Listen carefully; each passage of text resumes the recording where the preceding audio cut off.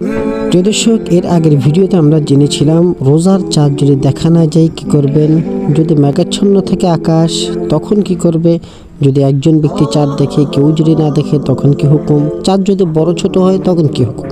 এখন আজকে আমরা প্রিয় দর্শক জানবো যে রমজান মাসের রোজা কোন ব্যক্তির জন্য নফল হয়ে যাবে, আর রমজান মাসের রোজা না রেখে কোন ব্যক্তি ঈদ পালন করবে, ঈদ উদযাপন করবে, এই বিষয়টি। প্রিয় দর্শক, মনে করেন যে আপনি বাংলাদেশে থাকা অবস্থায় একটি রোজা রেখে এমন একটি দেশে গিয়েছেন যেখানে 3 নম্বর রোজা চলছে বা 2 নম্বর রোজা চলছে, তাহলে আপনি সেই দেশে থাকতে থাকতে রোজা শেষ হতে হতে তখন আপনার রোজা একটি কমতি হয়ে যাবে, আর তখন আপনাকে পুরোপুরি রোজা না রেখে ওই সমস্ত মানুষদের সাথে, মুসলমানদের সাথে তারা যখন ঈদ উদযাপন করবে তখন তাদের সাথে ঈদ আপনার উদযাপন করতে হবে, ঈদ আপনার করতে হবে, ঈদ পালন করতে হবে।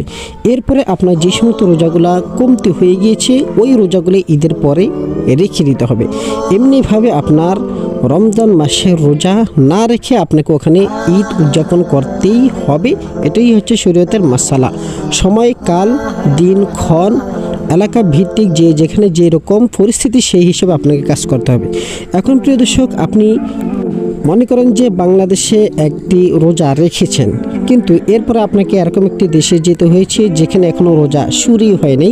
আপনি যেই দিন গিয়েছেন সেই দিন প্রথম রোজা হয়েছে, তো এখন রোজা শেষ হতে হতে আপনার 2টি বা 1টি রোজা যদি অতিরিক্ত হয়ে যায় তাহলে আপনার রোজা পুরোপুরি 30টা হয়ে গেল। আপনি একা একা ঈদ করতে পারবেন না, বরং ওই দেশের ওই এলাকার মানুষের সাথে রোজা রাখার পরে আপনি তাদের সাথে ঈদ পালন করবেন। এতে করে আপনার 1টি বা 2টি রোজা বেড়ে যেতে পারে, আর যে সমস্ত রোজাগুলো আপনার বাড়তি হবে ওই সমস্ত রোজাগুলো শরীয়ত দৃষ্টিতে নফল হবে।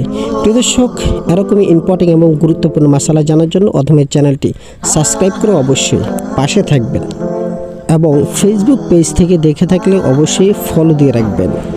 মোট কথা, আপনি এক দেশ থেকে অন্য দেশে সফর করলে ওই দেশ অনুযায়ী আপনাকে চলতে হবে।